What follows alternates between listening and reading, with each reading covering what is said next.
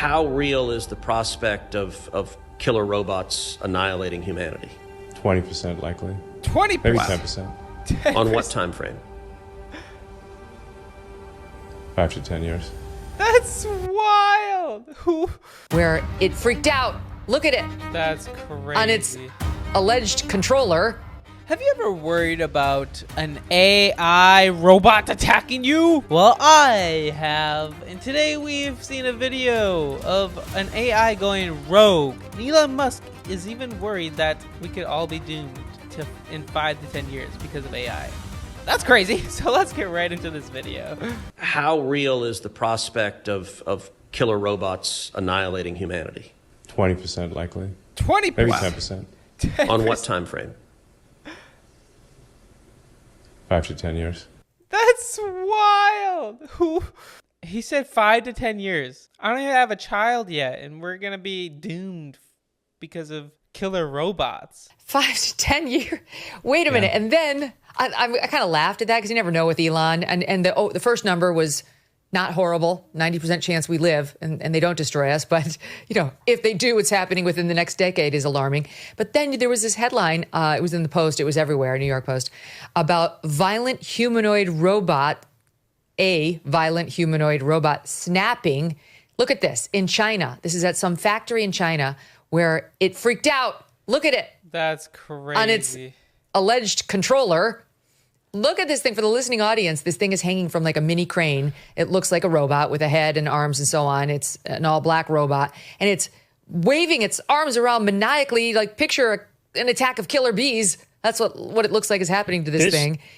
And it's out of control. Go ahead. That's crazy. Imagine just you have it over there. It's doing your dishes, and all of a sudden it just grabs a dish and smashes it over your head. I wonder if they could. Never mind. I'm not going to say that. This is an enormous risk. And I think Elon puts his finger on it precisely, which is there's a class of robot that we've used for decades, right? Like in factories, pick place machines that don't represent this risk. What is this risk? This is humanoid robot that is completely, independent in its movements and has software that can fundamentally be altered and hacked. And there is no understanding of how to create a kill switch for these things. It's not universally accepted and it's not universally developed and understood how we could do that. So that is a tremendous risk that you could root these robots, right? You could have a foreign adversary figure out that there's an entire group of robots that are deployed in this country, hack them, root them, because they all have to be connected to the internet in some way, shape, or form, and then introduce some instruction set that causes them to be extremely violent. That is 100% likely.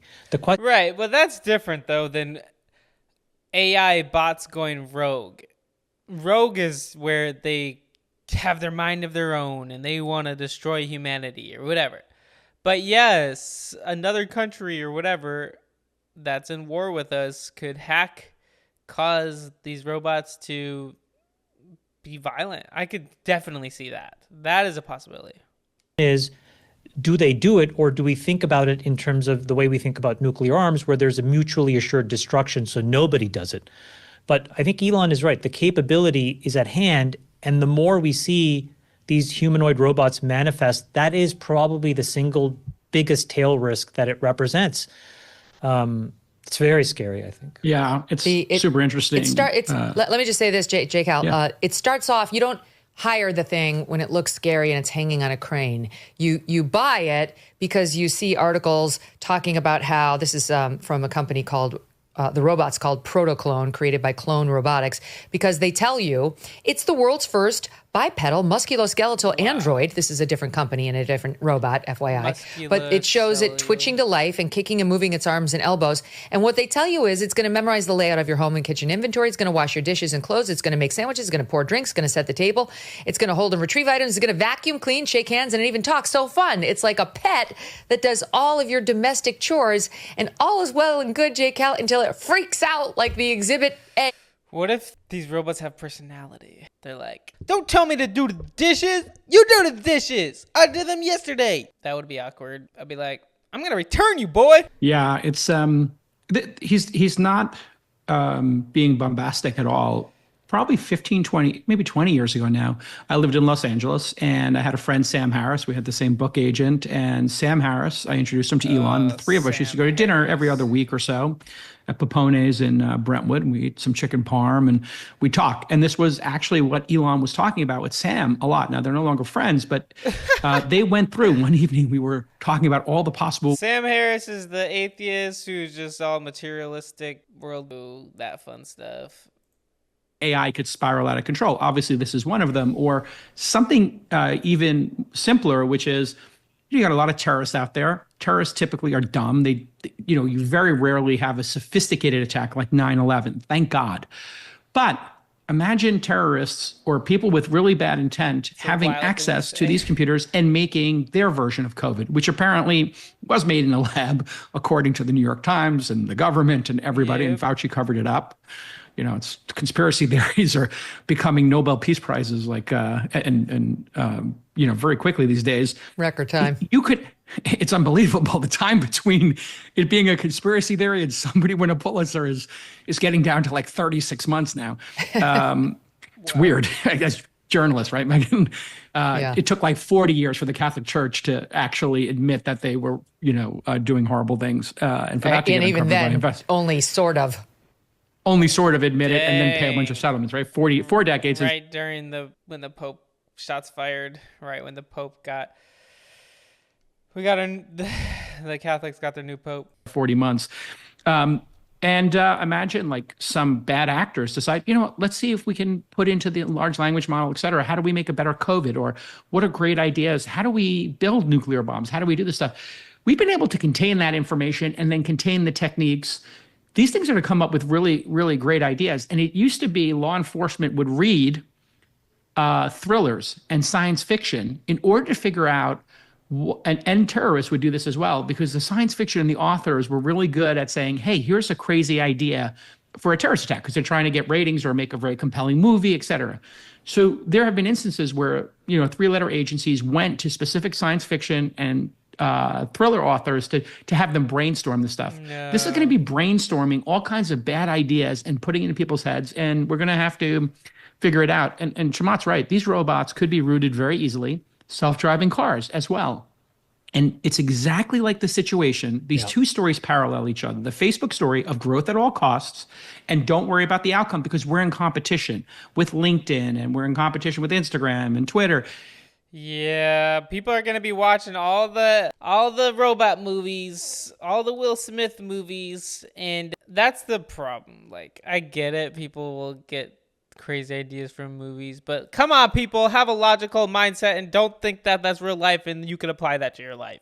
Get it together, terrorists. You get a bunch of rabid entrepreneurs globally, fighting it out. Then what happens is they're like, you know what? We'll move fast and we'll break things. In this case, if you move fast and break things, we could have very bad consequences. The people who work at OpenAI joined that company. Elon funded it in order to make sure all of the code was open sourced and that they were thinking about safety and everybody got access to it so there was parity in the world.